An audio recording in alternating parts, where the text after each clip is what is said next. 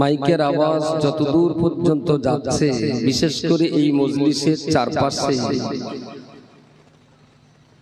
নওজওয়ান, যুবক, নবীন, প্রবীণ, আপনারা যারা অযথা সময় নষ্ট করছেন, আমি তাদেরকে মজলিসে আসার জন্য অনুরোধ করছি। মায়েরা, যে সমস্ত মায়েরা, মেয়েরা বেপরোয়া ভাবে রাস্তায় ঘোরাফেরা করছেন, আমি তাদেরকে সুনির্দিষ্ট একটি পর্দার জায়গায় বসে দিনের দুটো কথা শোনার জন্য অনুরোধ করছি। মনে রাখতে হবে, এটা কোনো মেলা বা অন্য কোনো উৎসব নয়, এটা একটা ইসলামী ধর্মসভার মজলিস। ইসলামের সেই পবিত্রতা, স্বচ্ছতা এবং মর্যাদার দিকে তাকিয়ে আমি সবাইকে একটু শালীন, একটু সামাজিক এবং মানানসই পরিবেশ নিয়ে চলার জন্য বা চলবার জন্য অনুরোধ করছি। আমি ঘন্টাখানিক সময় কিছু কথা আপনাদেরকে শোনাবো। আমার পরে এখনো বিদগ্ধ বক্তা আমন্ত্রিত আছেন।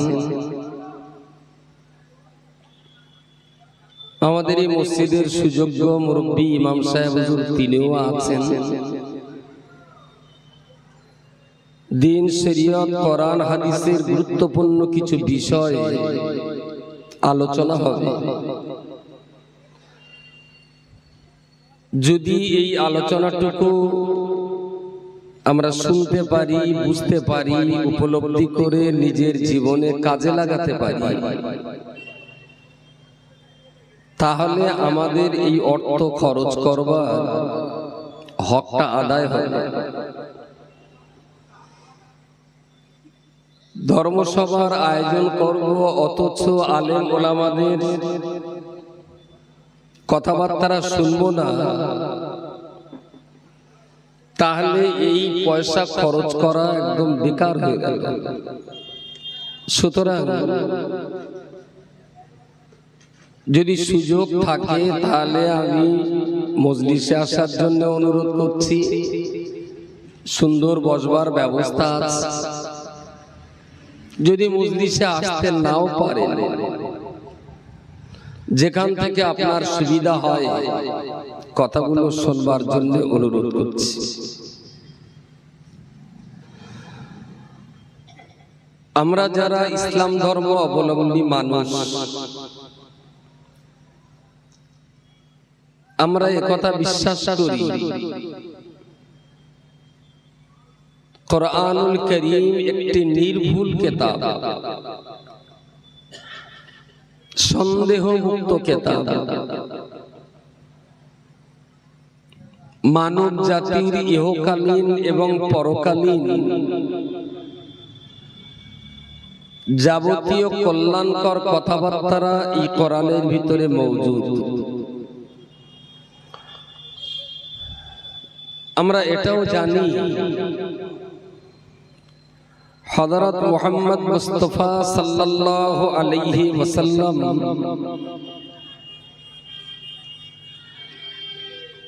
তিনি হলেন সর্বশেষ এবং শ্রেষ্ঠতম রাসূল। তাম দুনিয়ার মানুষ এক বাক্যে তাকে চেনেন বা জানেন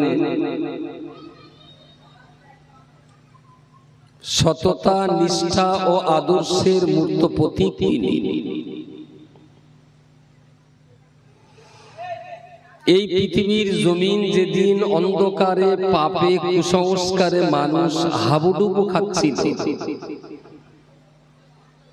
সেই রকম ভয়ঙ্কর সময়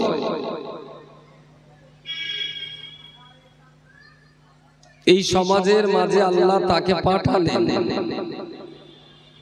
তিনি দেখলেন সমাজের এই দুরবস্থা, চুরি, ডাকাতি, খুন, রাহাজানি, মারামারি, যুদ্ধ, নরহত্যা, শিশু হত্যা, জেনা, ধর্ষণ, সমস্ত রকমের পাপাচারে গোটা দুনিয়া যেদিন হাবুডুবু খাচ্ছিল,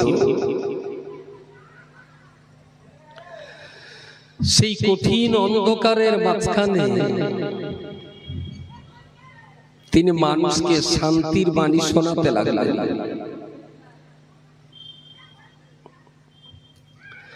সম্ভবত আজকের যুব সমাজ,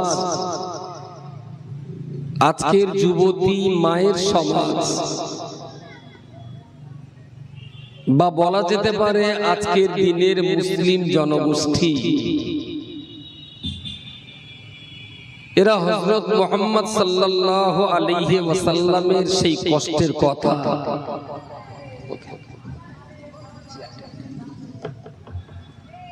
তার সেই মেহনত এবং পরিশ্রমের কথা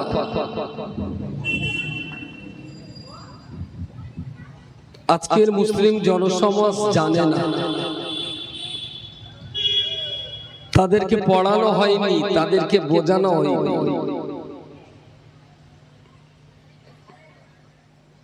বাবা মুসলিম, মাও মুসলিম, মুসলিম মহল্লাতে, মুসলিম পরিবারে, মুসলিম মায়ের পেট থেকে জন্ম নিয়েছে, কিন্তু আসলে ইসলাম সম্পর্কে তাদের কিছু দেখানো হয়নি, শেখানো হয়নি, বোঝানো হয়নি। যদি সত্যিকারের আজকের যুব সমাজ বা মুসলিম সমাজ যদি জানতেন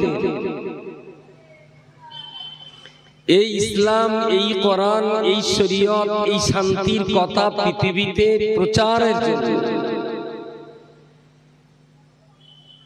কত কষ্ট, কত মেহনত, কত পরিশ্রম, কত মানুষের রক্ত আর কত মানুষের জীবনের বিনিময় ইসলাম আর কোরআন এই তরুলিয়া গ্রাম পর্যন্ত এসেছে, এটা তরুলিয়া গ্রামের মুসলমানরাও জানে না। যদি তা জানতেন তাহলে ইসলামের প্রতি তাদের যে আকর্ষণ, ইসলামের প্রতি যে ভালোবাসা, ইসলামের প্রতি যে টান, এটা তাদের ভিতরে দেখা যায়, কিন্তু সেইটার যথেষ্ট অভাব দেখছি।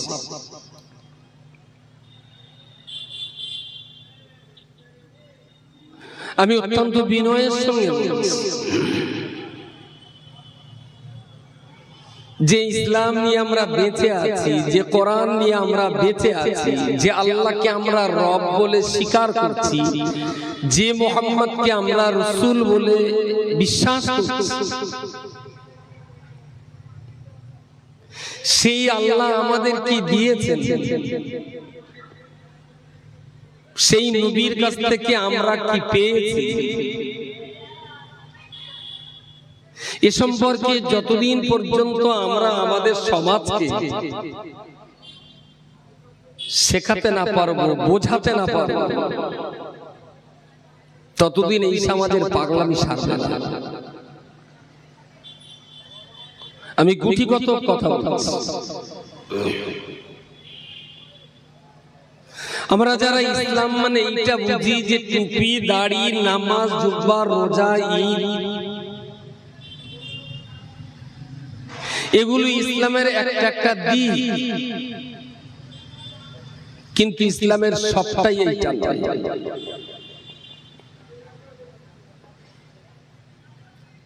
ইসলামের যে আধ্যাত্মিকতা, ইসলামের যে আত্মিক শক্তি,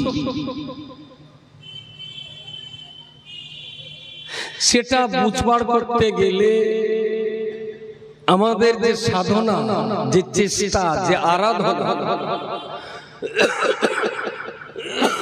সেটা বর্তমান প্রজন্মের ভিতরে বড্ড অভাব হচ্ছে, খুবই অভাব হচ্ছে।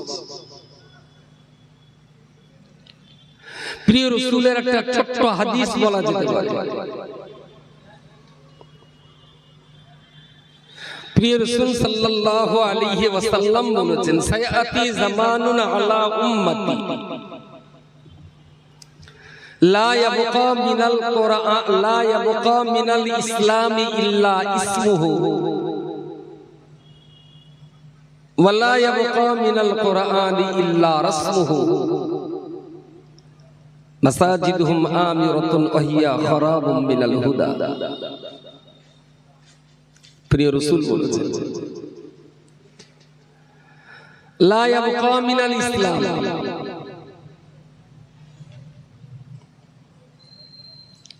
ইসলামের কোনো কিছুই বাকি থাকবে না নামটুকু ছাড়া। শুধু নামটা বেঁচে থাকবে, ইসলামের গন্ধ পাওয়া যাবে নামের ভিতরে।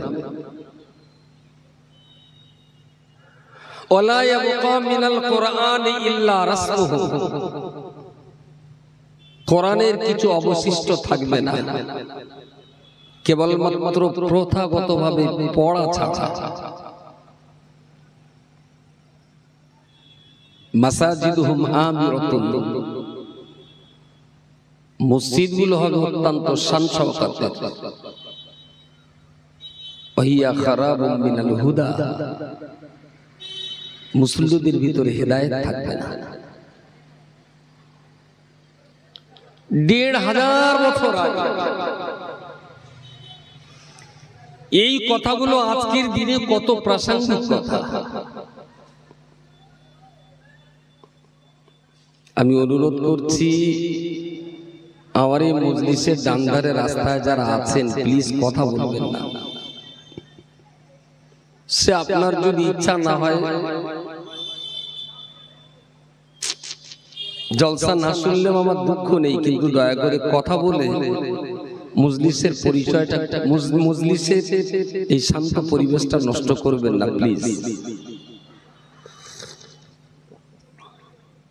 সায়াতি জামানুন আলা উম্মতি, রাসূল বলেছেন আমার উম্মতের ভিতরে খুব তাড়াতাড়ি এমন একটা সময় আসবে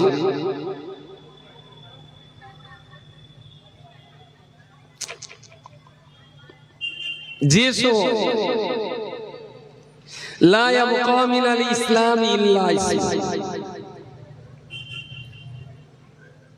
শুধু নাম শুনলে ইসলামের গন্ধ পাওয়া যাবে, কিন্তু ভিতরে ইসলাম পাওয়া যাবে না। আপনি দেখুন, নাম জিজ্ঞেস করবেন মোহাম্মদ আব্দুর রহিম, আব্দুল সাত্তার, শফিকুল ইসলাম, আব্দুর রশিদ, রফিকুল ইসলাম, কি সুন্দর সুন্দর নাম, কিন্তু 5টা কলমা পড়তে বলবেন, 1000 মুসলমানের ভিতরে 999 জন মুসলমান পড়তে পারবে না 5টা কলমা। আর এটাই ইসলামের প্রাথমিক স্তর। কলমা নেই মানে আর কিছুই নেই, ধরে নেওয়া যেতে পারে। ওয়ালা ইয়াবকা মিনাল কুরআনি ইল্লা রাসমুহু, রাসূল বলেছেন কোরআনের কিছুই বাকি থাকবে না, প্রথাগত একটা পড়া থাকবে, প্রথাগত। সারা বছর পড়ি আর না পড়ি, সবে বারাতে ঝুলে একটু বাড়ি বাড়ি কোরআন পড়া হয়, কিন্তু আসলে যে বাড়িতে বসে কোরআন পড়া হয় ওই বাড়ির মানুষের ভিতরে কোরআনের চরিত্র পাওয়া যাবে না। মাসাজিদুহুম আমিরাতুন ওয়া হিয়া খারাবুম মিনাল হুদা, মসজিদগুলো খুব দেখতে শুনতে দারুণ সুন্দর হবে, কিন্তু মুসলিমদের ভিতরে ইসলামের যে বাস্তবতা, যে আধ্যাত্মিকতা, সেগুলো মুসলিমদের ভিতরে থাকবে না। আসলে আমার মনে হয় সর্বনাশ একটা জায়গায় হচ্ছে, সেটা অন্য জায়গায় নয়। সর্বনাশ যে জায়গাটায় হচ্ছে,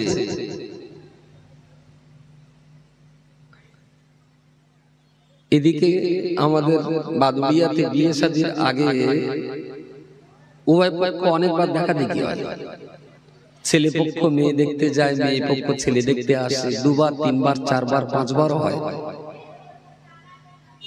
দেখাশোনা হয়, তারপরে দিনকান হয়, তারপর একটা বিয়ে হয়। এটা হলো স্বাভাবিক নিয়ম। বাকি কিছু বিয়ে আচমকা আচমকা ঘটে যায়, এগুলো নিয়ম নয়, এগুলো ব্যতিক্রম। একটা ছেলে বা একটা মেয়ে তো আর আসমান থেকে পড়েনি, ধুমধাম একজন আর একজনের মতো করে বিয়ে করে নেবে, এটা হতে পারে না। তার একটা আত্মপরিচয় আছে, তার একটা পরিবেশ আছে, তার একটা বংশের লোকজন আছে, সবাই মিলে থেকে বিয়ে শাদী হওয়াটা হলো শান্তিপূর্ণ একটা প্রক্রিয়া। যারা এই প্রক্রিয়া অমান্য করে একা একাই বিয়ে শাদী করে, এটা খানিকটা অমানুষের মতো কাজ। বাবা মা আত্মীয় স্বজন সবাইকে ফাঁকি দিয়ে একা একা বিয়ে করাটা এটা ঠিক ঠিক ভদ্র এবং রুচিশীল কোন ব্যক্তির কাজ না।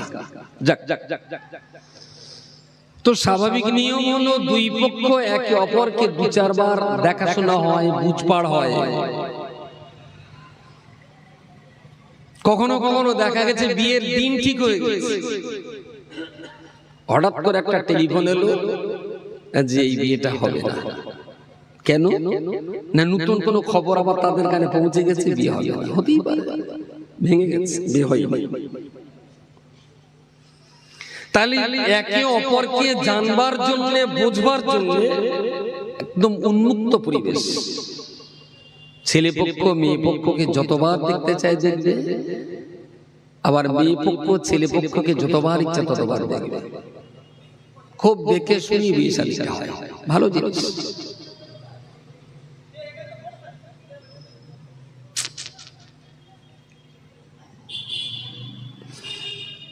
আমাদের বাদুড়িয়ার দিকে আগে দেখাশোনা হয়, এই দেখাশোনা করতে কখনো কখনো এক সপ্তাহ, এক মাস, 2 মাসও পেরিয়ে যায়। আবার 20-25 দিন পরে আবার একটা বিয়ের ডেট হয়। কখনো কখনো বিয়ের ডেট 2 মাস, 3 মাস, 4 মাস পরে হয়। ছেলেটা সৌদিতে থাকে, 5 বছর পর বাড়ি এসছে। আব্বা একটা মেয়ে দেখে বিয়ের প্রস্তাব দিল ছেলেকে, যে করছি তুই তো অনেকদিন বাড়ি ছিলি না, বয়স তোর বেড়ে গেছে 26 বছর, তা বাড়িতে যখন এসছিস তাহলে একটা দেখাশোনা করে তোর বিয়ে শাদী দেই। ছেলে সায়না হয়েছে, ভাব বলতেই পারে।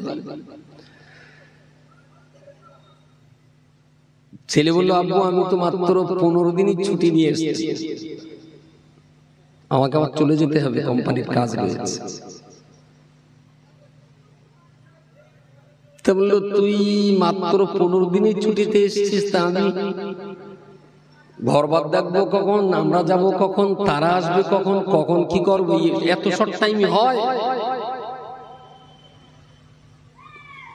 তা ছেলে বললো, আব্বু তাহলে একটা কাজ করো, তুমি যখন শুনবে না বিয়ে আমার করতেই হবে, তা বিয়েটা আগে হোক, বিয়েটা করে আমি চলে যাই, তারপরে বছর 5 পরে আবার এসে ঘর বাদ দেখাশোনাটা পরে করলে হবে। এটা হয়?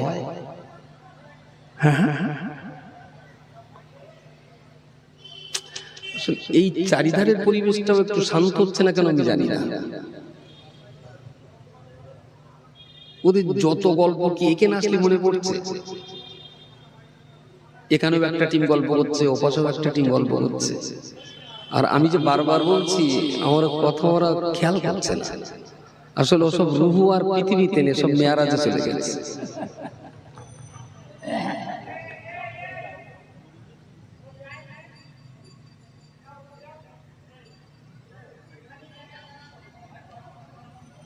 যারা আমাদের এই প্যান্ডেলের রাস্তার ধারে যারা আছেন, প্লিজ কথা বলেন না, আপনাদের কথায় আমাদের অসুবিধা হচ্ছে।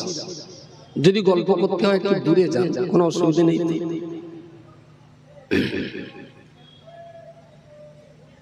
সচরাচর নিয়ম হলো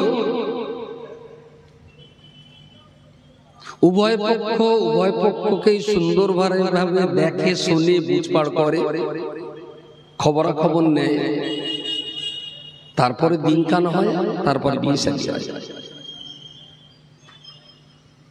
ছেলে বলল, আব্বু হাতে তো সময় খুব কম, বিয়েটা আগে হোক, পরে দিনখান করলে হবে, পরে দেখাশোনা করলে হবে। বাপ বলল, কচি তুই তো অনেকদিন বাইরে রয়েছিস, দেশের রীতিনীতি কালচার তোর ঠিক মনে নেই, তুই বিয়ে যদি আগে করবি তা বিয়ের পরে আর দেখাশোনা করে লাভটা কি হবে? তখন দেখাশোনা যা কিছু করার বিয়ের আগেই করতে হয়, এটাও তুই জানিস না?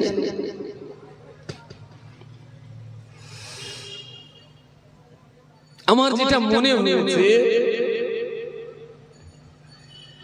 একে অপরকে সুন্দর করে দেখে শুনে বুঝপাড় করে যখন বিয়ে শাদী হয়, সেই বিয়ে শাদীটা মোটামুটি লংজিভিটি হয়, ঠিকে যায়। আর হঠাৎ করে ফেসবুকে আঙুল ঘষতে ঘষতে খানিকটা কারেন্টের তারে হুক মারা মতন বেঁধে গেল, আত্মীয় স্বজনের দেখা দেখি লাগে না, শুধুমাত্র ওই ফোন কলে হয়ে গেল। এতে বিয়ে হয় কিন্তু সংসার হয় না, হয়ও তাড়াতাড়ি, আবার ছাড়েও তাড়াতাড়ি। এই জন্য সামাজিক দৃষ্টিভঙ্গিতে উভয় পক্ষ একে অপরকে দেখতে হয়, জানতে হয়, বুঝতে হয়। মেয়ে পক্ষ ছেলের পক্ষটাকে বোঝবার চেষ্টা করে, এটাও বোঝে যে আমার মেয়েটা সত্যি সত্যি এদের জন্য উপযুক্ত কিনা।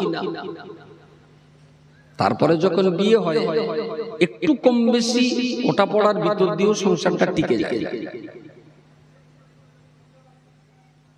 আমার যেটা মনে হয়েছে, আগে জানতে হয়, আগে বুঝতে হয়, আগে চিনতে হয়, তারপরে বিয়ে করতে হয়, তাহলে সংসার শান্তির হয়।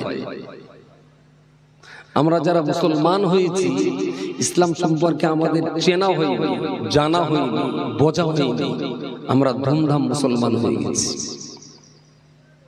যার জন্য ইসলামের সঙ্গে আমাদের সংসারটা খুব ভালো, খুব ভালো হচ্ছে। আসলে এখানে একটা ইসলামী ধর্মসভা, যেখানে কোরআনের কথা হবে, যেখানে ইসলামের কথা হবে, যেখানে নবী রাসূলদের কথা হবে, সেখানে আবার মুসলমানের ছেলেপিলেদের খুব হাতে পায়ে ধরে ডাকতে হয়, এসো বাবা, রাস্তায় থেকো না, আমার সোনামানি, মজলিসে এসো, ও বাজারে ঘাটে দোকান ঘাটে বেরিয়েও না। আচ্ছা, একই হাতে পায়ে ধরে ডাকা জিনিস, ওর যদি নিজের টান না থাকে। আসলে ভিতর থেকে যখন টান তৈরি হয়, তখন কোনো কিছু দিয়ে বেঁধে রাখা যায় না। আর ভিতরে যখন আকর্ষণ থাকে না, তখন লোহার শিকল দিয়েও বেঁধে রেখে কাউকে বশ করা যায় না। এসব যা পার্টি ঘুরছে, এসব দেখাশুনো করার আগে বিয়ে হয়ে গেছে, কেউ কারো জানে না, যার জন্যই সমাজের এই দুরবস্থা। বিশ্বনবী মুহাম্মদুর রাসূলুল্লাহ সাল্লাল্লাহু আলাইহি ওয়াসাল্লাম মক্কা থেকে মদিনাতুল মুনাওয়ারাতে হিজরত করেছেন। মদিনা শরীফে যেতে মাত্র 3 কিলোমিটার বাকি, জায়গাটার নাম হলো মসজিদে কুবা। নবী আমার মসজিদে কুবা ওই পর্যন্ত চলে গেছে। সংবাদ শুনে মদিনাতুল মুনাওয়ারা কোন একজনের বাড়ির কাজের মানুষ, কেনা গোলাম, নাম তার সালমান ফার্সি, উনি মদিনা থেকে কুবায় দৌড়ে যে রাসূলুল্লাহর সঙ্গে সাক্ষাৎ করতে গেলেন।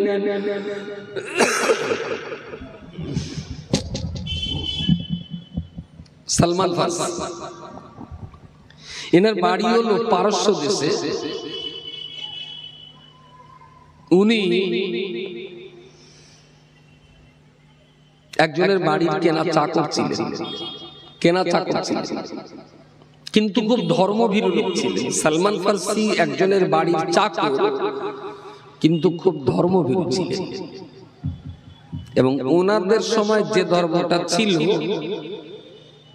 মুসা নবীর সেই ধর্ম উনি খুব যত্ন সহকারে পালন করতেন। ওনার একজন গুরু ছিলেন, মুর্শিদ ছিলেন, মাস্টার ছিলেন। পরিবারের কাজকাম, সব মহাজনের কাজকাম গুছিয়ে দিয়ে অবসর টাইমে উনি তার কাছে ধর্ম চর্চা করতে যেতেন।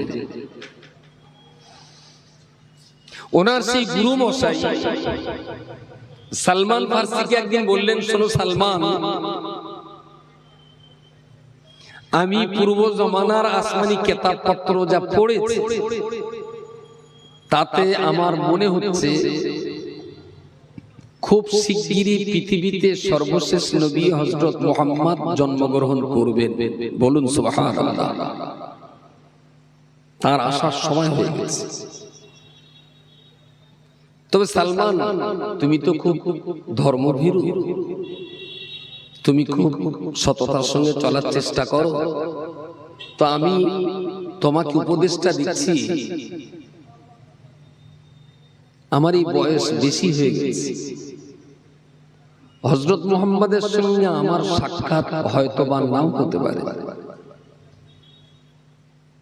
তবে তোমার সঙ্গে যদি তার সাক্ষাৎ কখনো ঘটে যায়, তাহলে আমি তোমাকে বলছি, এ যাবৎকাল আমি তোমাকে যা যা বলেছি, যা যা শিখিয়েছি, আমার সমস্ত কথাবার্তা হযরত মুহাম্মদ তোমাকে যেটা যেভাবে করতে বলবেন, আমার কথাগুলো বাদ দিয়ে মুহাম্মাদের কথা মতোই তুমি তোমার জীবন চালাবে। সুবহানাল্লাহ। আমি তোমাকে অনেক উপদেশ দিয়েছি, অনেক আদেশ করেছি, অনেক নিষেধ করেছি, অনেক পরামর্শ দিয়েছি, এগুলো মেনে চলো, ভালো জিনিস। তবে হযরত মুহাম্মদ আসবার পর তার সঙ্গে যদি তোমার দেখা হয়, তাহলে তিনি যেভাবে চলবেন সেইভাবে চলবে, আর আমার পক্ষ থেকে তাকে একটু সালাম দিয়ে দেবে। সালমান ফার্সি জিজ্ঞেস করলেন, তো তার সঙ্গে যদি আমার দেখা হয়, আমি তাকে চিনব কি করে? তার চেনার পরিচয় কিছু বলুন। তো উনি বললেন, ওনার নাম হবে মুহাম্মদ।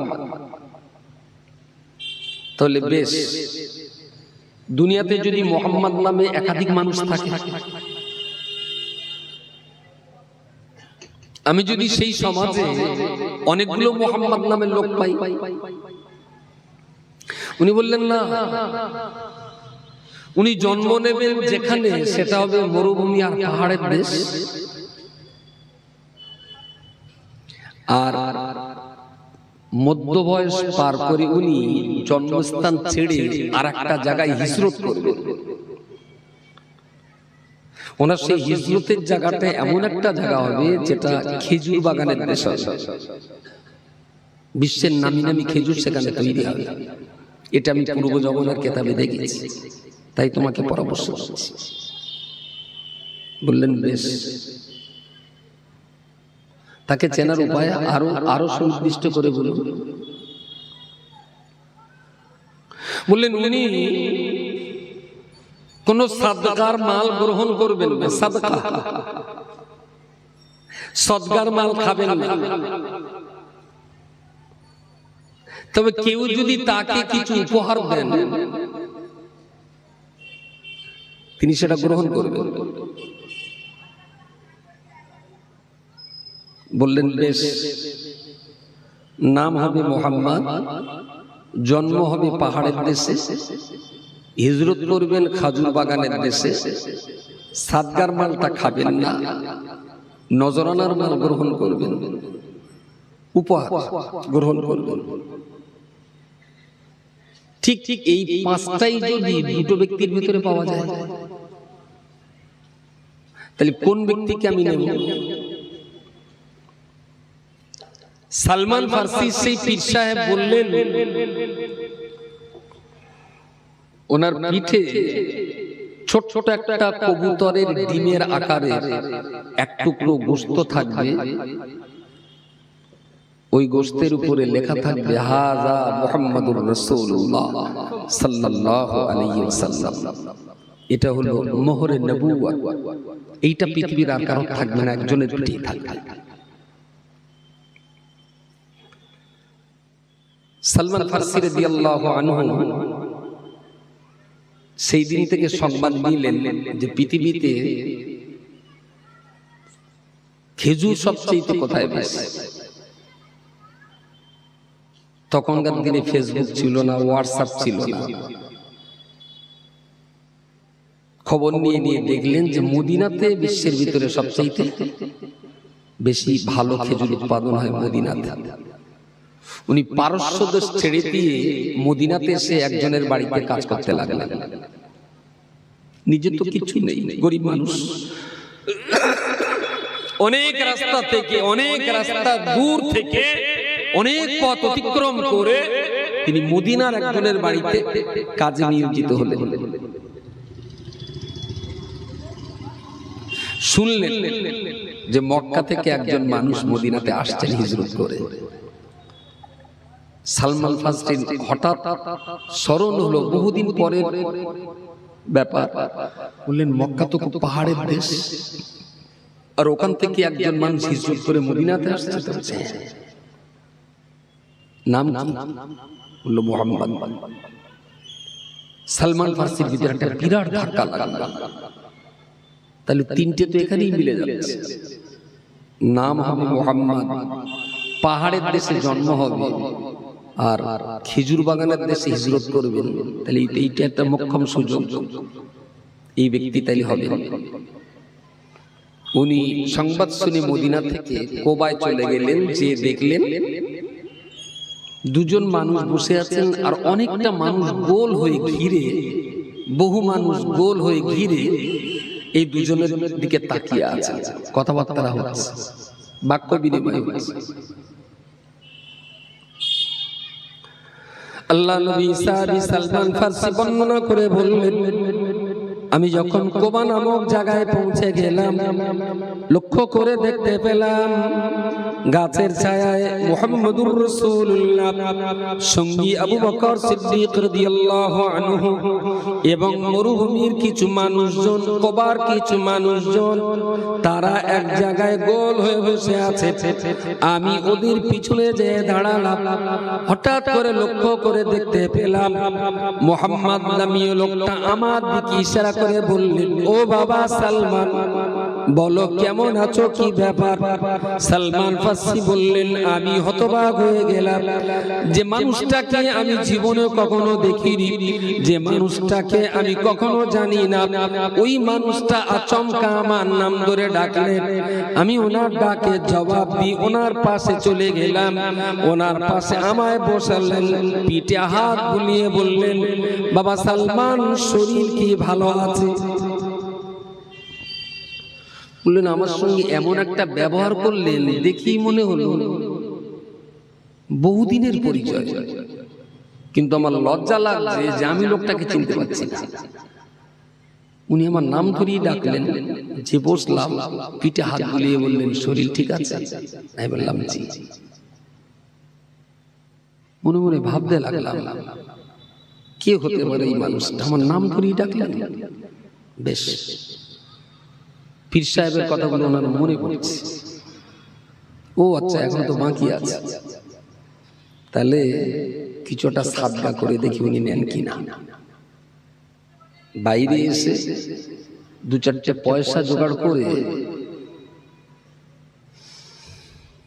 আবার সেখানে প্রবেশ করে নিয়ে রাসূলুল্লাহর দিকে ইশারা করে দেওয়ার ইশারা করলেন। রাসূলুল্লাহ হাত পাতলেন, পয়সাটা দিলেন।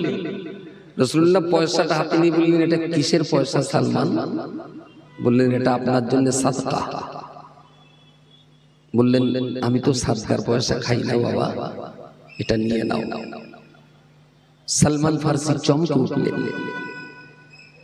যে পূর্বকালের কিতাবপত্র পড়ে বলা আমার সেই পীর সাহেব যা বললেন ঠিক তাই, সাদকার পয়সা নেবেন না। ফিরে এসে সালমান ফারসি একজনের বাড়িতে কিছু বাড়তি কাজ করে দিয়ে গাছের খেজুর টেজুর পেড়ে দিলেন। ওরা কিছু সালমানকে রোজের দাম দিল, রোজের দাম, কষ্ট করেছেন, তার রোজের দাম দিয়েছে। সেই রোজের দামটা নিয়ে সালমান যে দিদি বললেন, এটা কিসের?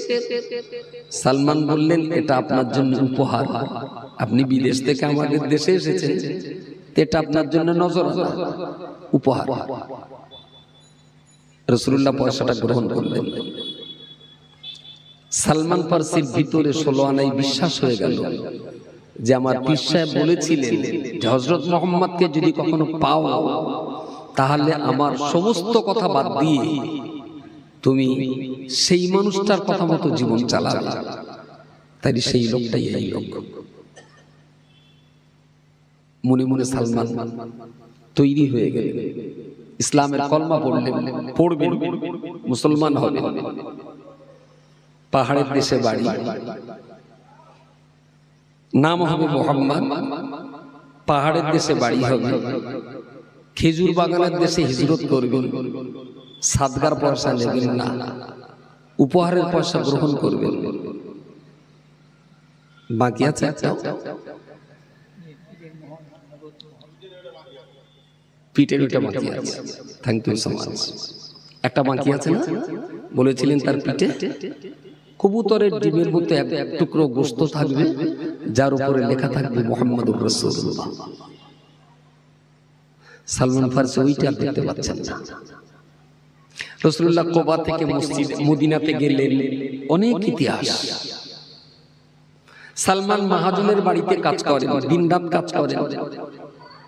ঠিক মাহাজনের কাজ করে দিয়ে যে টাইমটা ফাঁকা থাকে সঙ্গে সঙ্গে রাসূলুল্লাহর কাছে বসে সময় দেন, সব করছেন। কিন্তু সালমান এইটার মুখ খুলে বলতে পারছেন না যে আপনার পিঠটা আমি একটু দেখতে চাই। রাসূলুল্লাহ খুব বাচ্চা বয়স থেকেই আয়েশা সিদ্দিকা রাদিয়াল্লাহু আনহা, প্রিয় রাসূলের সহধর্মিনী, জীবন সঙ্গিনী, স্ত্রী, তিনি বলছেন যে আমি আমার নবীকে ষোড়শী অষ্টাদশী যুবতী নারীর চেয়েও বেশি লজ্জাশীল অবস্থাতে পেয়েছি।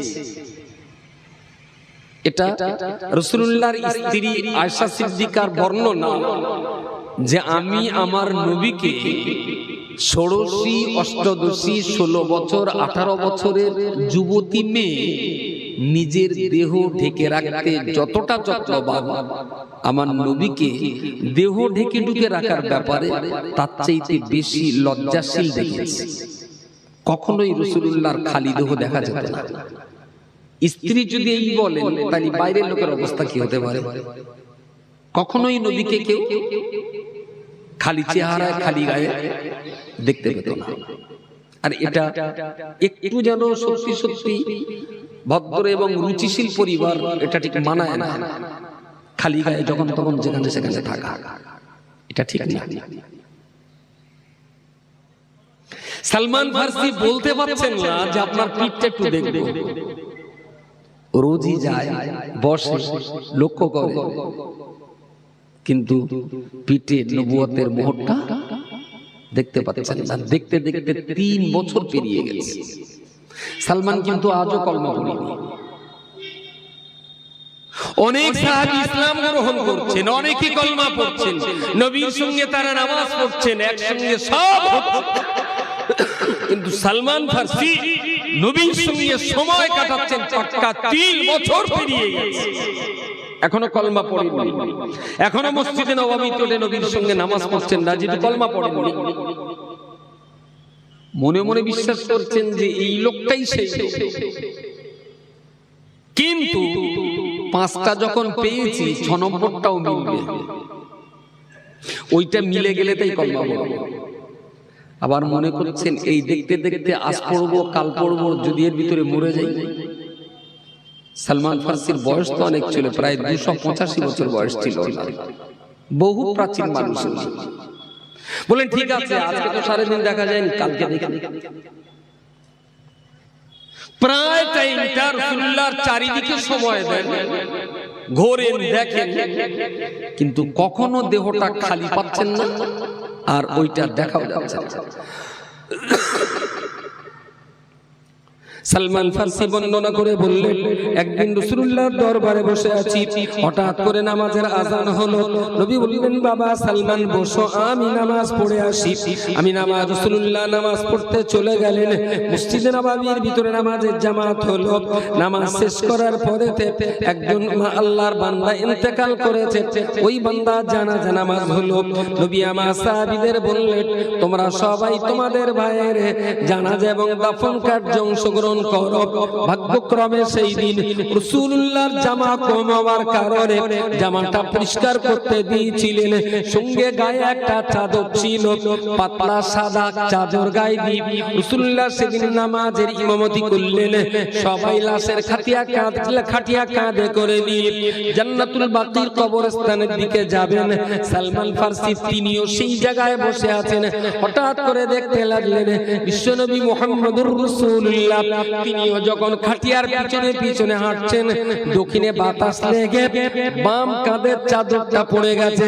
সালমান ফারসি রাদিয়াল্লাহু তাআলা আনহু সঙ্গে সঙ্গে দেখতে পেলেন, সত্যি তো পিঠে একটা কবুতরের ডিমের মতো এক টুকরো গোশত উঁচু আছে।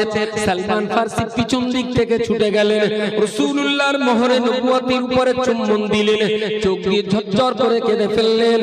হাউমাউ করে বললেন, ইয়া রাসূলুল্লাহ, ইয়া হাবিবাল্লাহ, 3 বছর আগে আপনার প্রতি আমি ঈমান মনে মনে এনেছি, প্রকাশ্য কলমা পড়তে পারিনি, কারণ আমার যিনি মুর্শিদ, আমার যিনি পীর ছিলেন, আপনাকে চেনার জন্য উনি আমাকে 6টা লক্ষণ বলেছিলেন।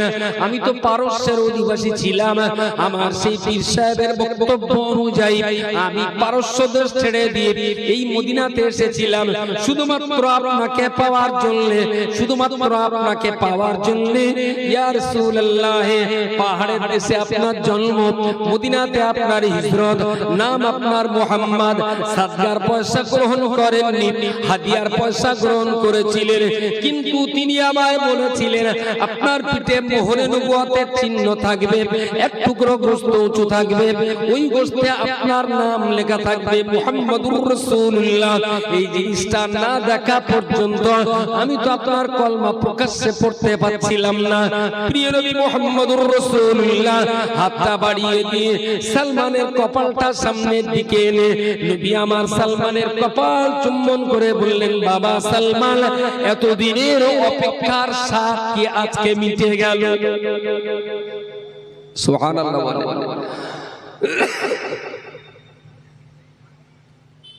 সালমান বললেন, ইয়া রাসূলুল্লাহ, এতদিন যে আপনার সঙ্গে থাকলাম, ওটা বসা করলাম, ঘোরাফেরা করলাম, আপনি তো অনেককেই কলমা পড়িয়েছেন, কিন্তু একটা বারও তো আমাকে বলেন যে সালমান তুমি কলমাটা পড়ো, তুমি মুসলমান হও। বললেন, সালমান, ইসলামের এই শান্তির ধর্ম যারা গ্রহণ করতে চায় আমি তাদেরকেই শুধু কলমা পড়াই। আমার আল্লাহ আমাকে জোর করে কলমা পড়াতে নিষেধ করেছেন, আমি কাউকে কখনো জোর করে তো কলমা পড়াই নাই। তুমি আসছো, দেখছো, বুঝছো, আমি কেন তোমাকে জোর করে পড়াতে যাব? বললেন, ইয়া রাসূলুল্লাহ, আমার গুরু মশাই আমাকে যেমনটা বলেছিলেন 5টা প্রমাণ হাতে নাতে পেয়েছিলাম, আর এই প্রমাণটা পেতে আমার একটু দেরি হলো, আজকে আমার স্বাদ মিটে গেছে। প্রিয় শ্রোতামণ্ডলী, একথা কেন আপনারা বলতে চাইছি? নবীকে চেনার জন্য, নবীকে জানার জন্য সালমান ফারসি রাদিয়াল্লাহু তাআলা আনহু পারস্য দেশ থেকে হিজরত করে মদিনাতে চলে গেলেন। একটা একটা করে তিনি জানলেন, 3 বছর নবীর সঙ্গে সময় কাটালেন। মুহাম্মদ লোকটা কেমন, কথাবার্তা তার কেমন, অঙ্গভঙ্গিমা কেমন, বডি ল্যাঙ্গুয়েজটা কেমন, আচার ব্যবহার কেমন, লোকটা মানুষের ক্ষতি করে না উপকার করে, এই মানুষ দ্বারাতে দেশের কল্যাণ হবে না অকল্যাণ হবে, ইসলামের ভিতরে কি আছে, কল্যাণ আছে না অকল্যাণ আছে, সমস্ত কিছু জানলেন, বুঝলেন, উপলব্ধি করলেন। তারপরে তিনি ইসলাম ধর্ম কবুল করলেন। এই জন্যই তো সাহাবীদের জন্য নবী মুহাম্মদ যখন যেখানে জীবন দিতে বলেছেন, কোন সাহাবী জীবন দিতে কখনো পিছপা হননি। কেউ পিছনে হটে বলেছেন জীবন দিতে হবে তো তৈরি। আমাদের অবস্থাটা এরকম হচ্ছে কেন? একদম ফিল্ডের কথা বলছি। বাদুড়িয়াতে একটা হিন্দু মুসলমানের ঝামেলা ঘটেছিল মনে হয়? বাদুড়িয়া সে ফেসবুক কাণ্ডকে কেন্দ্র করে মনে আছেন একটু? এই তো 2018 সালে সন্ধ্যা থেকে আমাকে ফোন করছে, সেই দিনে বাদুড়িয়ার ওসি ফোন করছে। আসলে আমি তখন মাইক, রাত 8টার দিকে মাইক থেকে নেমে ফোনে দেখছি ওসির মিস কল, তুষারদার মিস কল, এসডিপিওর মিস কল। আমি এতগুলো প্রশাসনিক হায়ার অথরিটি ব্যক্তির ফোন, কোনো বিপদ আপদ হল? তো এসডিপিওর সঙ্গে পরিচয় ছিল, এসডিপিওকে কল ব্যাক করলাম।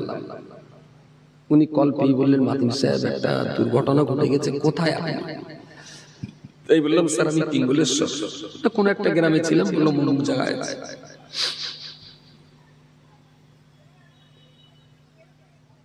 তো বললেন বাদুড়িয়ার পরিস্থিতি খুব বাজে জায়গায়। বললাম স্যার কি হয়েছে? ব্যাপারটা আমি তখন তো জানি না।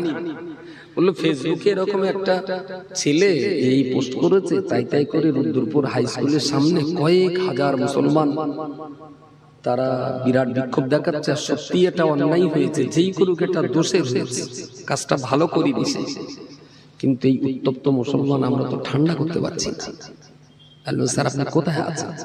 তাহলে আছি রুদ্রপুরে, কিন্তু বিস্ফোরণের সামনে আমরা মানুষের সামনে যেতে পারছি না, আড়ালে লুকিয়ে আছি, আপনি একটু আসবেন? আমি বললাম স্যার আমি গেলে যদি আপনাদের উপকার হয়, শান্তি পেরে আমি নিশ্চয়ই যাব, কিন্তু যদি আমি এই উত্তপ্ত পরিস্থিতি যদি শান্ত করতে না পারি। তো বলছে দেখুন আমরা এখানে অনেক উচ্চ আধিকারিকরা আছি, আপনি আসুন, চেষ্টা তো করা যায়। বেশ, চলে গেলাম। দেখলাম মানুষ বিশাল উত্তপ্ত, আর ছবিটা খুব বিতর্কিত এবং খুবই স্পর্শকাতর। কাবা শরীফের ছাদের উপরে একদম দাঁড়িয়ে এরকম একটা ছবি। তো আমি যে দেখলাম তো মানুষ উত্তপ্ত। আর যে বাড়ির ছেলেটা করেছে তার বাড়ি হলো হাই স্কুল থেকে এই পায়ে হেঁটে গেলে মিনিট 3-4 লাগবে। যখন তখন একটা দুর্ঘটনা ঘটে যেতে পারে। তো যে গেলাম, যে রাত 8টা বাজে, আর পুরো মাঠ অন্ধকার, শুধু তখন মোবাইল, এত মোবাইল নেই, তুলনায় একটু কম, তো মোবাইলের আলো সব জ্বালা, খুব নারায় তাকবীর আল্লাহু আকবার স্লোগান। এখন আমি যে দাঁড়িয়ে যে কথা বলবো, মুখে তো কোনো কিছু নেই, তাই বললাম শিগগিরই যে কোনো একটা মাইক নিয়ে আয়। আমি যে চিৎকার করবো তো মানুষ শুনতে না পেলে আমি চিৎকার করে করবো।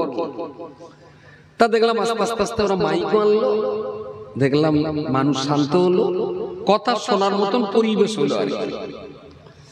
তাই বললাম দেখুন যে ছেলেটা এই কাজ করেছে, ওই ছেলেটার আপনারা কি চান বলুন। তা বলছে আমরা ওর মৃত্যুদণ্ড চাই। বেশ, আমি বললাম এই শাস্তিটা এক্ষুনি চান? তা বলছে এক্ষুনি চাই। বেশ, এখন পাগলা ঘোড়া যখন দৌড়ে না, ঘোড়া ধরতে গেলে ঘোড়াও দৌড়বে, আপনিও দৌড়বেন, দৌড়তে ঘোড়ার পাশাপাশি তারপরে যদি আস্তে আস্তে টান দেন, ঘোড়ার সঙ্গে খালি সবাই বলে আপনার দৌড়তে হবে। আর দড়ি ধরেই যদি হ্যাকচা টান মানেন, তাহলে ঘোড়াও সেই সঙ্গে আপনিও পড়বেন। পাগলা ঘোড়া ধরতে গেলে ঘোড়ার সঙ্গেও আপনাকে কিছুটা দৌড়তে হয়, তাহলে ঘোড়া ধরা যায় না। এখন মানুষ পাগলা হয়ে গেছে, আমাকেও তার সঙ্গে একটু পাগল হতে হলো। বেশ, ওর মারার পক্ষে আমি। তাহলে এক কাজ করা যাক, আপনারা ওকে মারবেন কেন না? আমার কাবাকে বেইজ্জতি করেছে, আমি ইসলামের জন্য জীবন দিতে পারবেন? বললেন হ্যাঁ পারবো। ওই 5-6 হাজার লোক নারাই তাকবীর দিয়েছে, একদম ফাঁকা মাঠ, যেন স্কুলে তো মাঠ, ফাঁকা মাঠ গম গম করা আওয়াজ হচ্ছে, যার গলায় যতটা জোর ছিল ইসলামের জন্য জীবন দিয়ে দেবে। বললাম ভেরি গুড। তাহলে মানুষ তো একটা মানুষকে যদি আমরা 5,000 লোক মারতে যাই, তাহলে কিল চট তো সব পাবলিক খাবে, সে কড়া খাবে। এবারে তারপর অন্ধকারের ভিতরে সেই ছেলেটা কোন ছেলে তো দেখতে পাবে না, নিরীহ মানুষ তো মারি খাবে। একটা তো মানুষ, তাই একটা মানুষের চারপাশে বড্ড জোর 10টা লোক দাঁড়াতে পারে। তারপরে যা কিল মারবে সে তো সব ভালো মানুষের পিঠে লাগবে। তা না করে এক কাজ করুন, এই মজলিস থেকে আমরা 10টা লোক বাছাই করে দেব, এই 10টা লোকই ওর মারবে। আর যে 10টা লোক মারতে যাবে তাদের আধার কার্ড, আই কার্ড আর এখানে দাঁড়ান মোবাইলের ছবি তুলে নেব। ওই 10 জন লোক ওর মেরে আসবে, আমার মত আছে। কেডা কেডা মারতে যাবে বলুন, ইসলামের জন্য জীবন দেবে? বুঝতে পারেন? একটাও লোক দেয়নি। 2 মিনিট আগে বলছিল ইসলামের জন্য জীবন দেবে, তুমি মারো, তুমি মারো, আমার মত আছে, কিন্তু আধার কার্ড, আই কার্ড দে, ছবি তুলে তারপরে মারতে যাও। তুমি গিয়ে হেঁটুরে মার মেরে চলে যাবে, আর নিরীহ লোক কেস খেয়ে মামলা ঠালবে, এটা হবে না। তুমি মেরে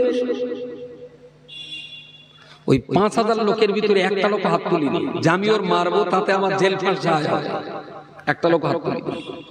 ইমান বোঝা গেছে? মুসলমানের ইমানের তেজ বোঝা গেছে?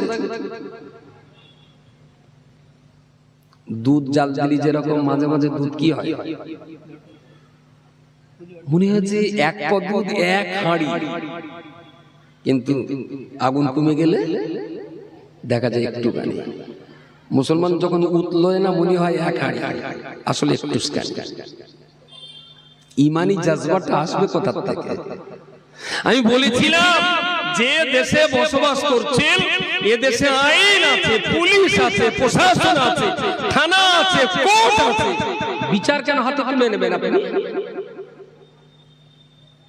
এ দেশটা তো আর বাঁদরে চালায় না, এখনো তো আইনের শাসন আছে ভারতবর্ষে, তাহলে আইন কেন হাতে তুলে নেবেন? চলুন তার নামে মামলা করি, কেস হোক, শাস্তি পুলিশ দেবে, কোর্ট দেবে, আমরা কেন শাস্তি দিতে যাব? দেখলো মানুষ আর কথা বললো না। আমি বললাম এই হুড়োহুড়ি করতে গিয়ে আপনি মারবেন, মেরে বেরিয়ে যাবেন, কেস খাবে পাশের লোক। এই যারা কেস খাবে তাদের উপায়টা কি? কে কেস করবে? সুতরাং কাবা শরীফের ইজ্জত পৃথিবীর কেউ কমাতে পারবে না। তবে যে অন্যায় করেছেন তার শাস্তিও আমিও চাই, তবে এই শাস্তিটা আমরা হাতে করে দেব না, পুলিশ প্রশাসন দিকে। মত আছে? দেখলুন পাবলিক শান্ত হলো, সবাই বললো হ্যাঁ মত আছে। ফোন করে পুলিশদের ডাকলাম, এসডিও, ওসি, আইসি সবাই চলে গেলেন, 4-5টা থানার ওসি ছিলেন, সবাই চলে গেলেন। বাদুড়িয়ার তুষারবাবু, উনি তখন পৌর প্রধান। তুষারবাবু দাঁড়িয়ে একেবারে খুব করজোরে নিবেদন করে বললেন, আমার সম্প্রদায়ের পক্ষ থেকে আমি ক্ষমা চাচ্ছি, যে করেছে তার শাস্তি হওয়া উচিত, আপনারা আমাকে ক্ষমা করে দিন। তুষারবাবুর সেদিনকার বক্তব্যে 5,000 মানুষ প্রায় অনেকে কেঁদেও ফেলেছে, এত সুন্দর গুছিয়ে কথা বলেছে। আমি এসডিকে বললাম, স্যার আপনি দুটো কথা বলুন, আর যদি আসামিটা যত তাড়াতাড়ি অ্যারেস্ট হয় তাহলে মানুষ শান্ত হবে, বিচারের প্রতি মানুষের আস্থা বাড়বে, বিশ্বাস বাড়বে। উনি দাঁড়িয়ে বললেন, মাতিন সাহেব আমার 24 ঘন্টা সময় দিয়েছে, আমি দায়িত্ব নিয়ে বলছি আপনারা আমার সহযোগিতা করুন, আমি 24 ঘন্টার আগেই আসামি অ্যারেস্ট করে দেব। ভালো ভালো ভালো। উনি ওই অবস্থায় বেরিয়ে গেলেন। রাত 3টের সময় সেই আসামি ধরলেন, আমাকে ফোন করলেন, মাতিন সাহেব অপারেশন সাকসেসফুল, আসামি ধরেছি। আমি বললাম, স্যার আইন অনুযায়ী যা হয় সেই মতো ব্যবস্থা হোক, সমস্যা মিটে গেল তো নাকি? আর সমস্যা হওয়া উচিত। পরের দিন আবার মুসল্লিমদের রাস্তা অবরোধ, স্লোগান, ওর ফাঁসি চাই, ওর হ্যান চাই, ত্যান চাই। বেশ ভালো, বিচার বলে তো একটা জিনিস আছে, তাহলে দেশের আইন ব্যবস্থাকে বুড়ো আঙুল দেখিয়ে দিয়ে যা ইচ্ছাতে আপনি ইচ্ছা মতো করবেন। আরে এটা যদি সৌদি আরব হয় তবুও তো কোনো পাবলিক বিচার করতে পারবে না, বিচার করবে তো কোর্ট। কোথায় দেখাচ্ছেন আপনি?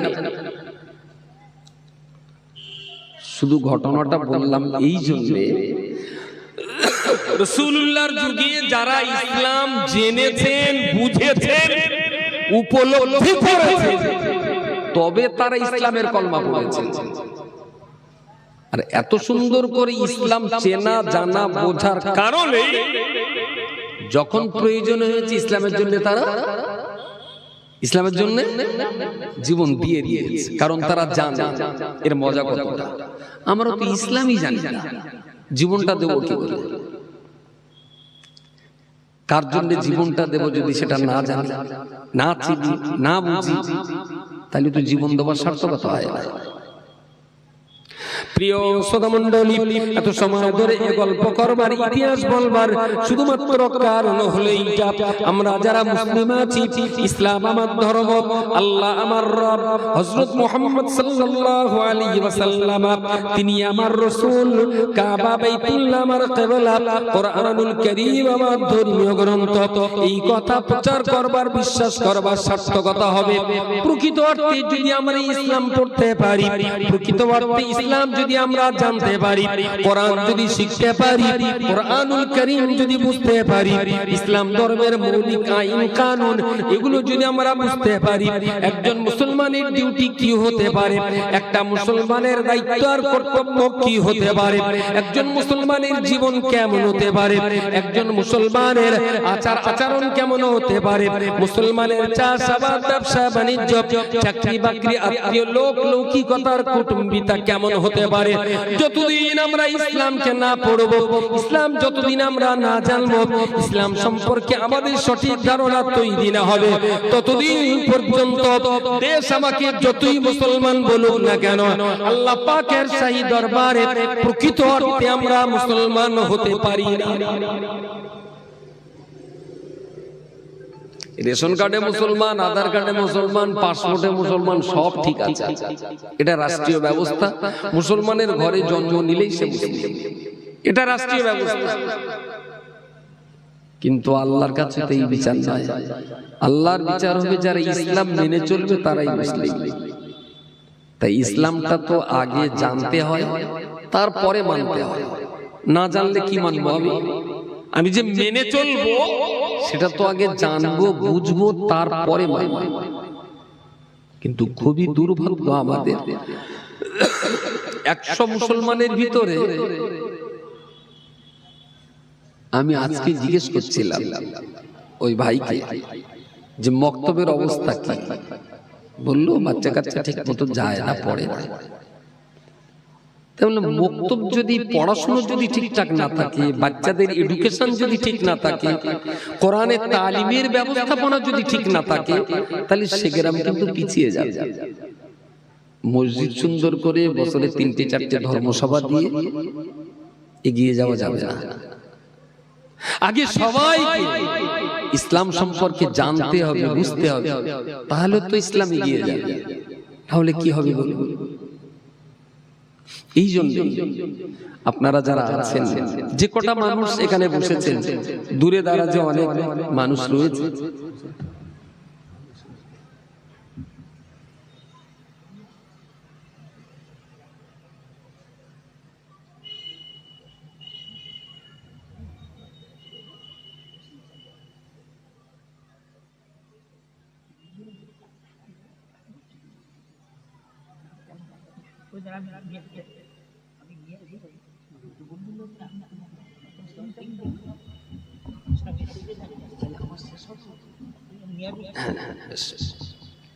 আলহামদুলিল্লাহ, আমার পরপরই জনাব হযরত মাওলানা জয়নুল আবেদিন সাহেব তিনি আমন্ত্রিত আছেন।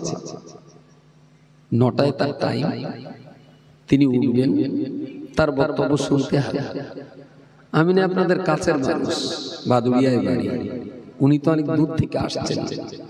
সুতরাং আশেপাশে দূরে দাঁড়াচ্ছে এই মহল্লার নওজওয়ান যুবক যারা আছেন, আমি সবাইকে ডাকছি আল্লাহর রাস্তায় মজলিসের ভিতরে আসুন।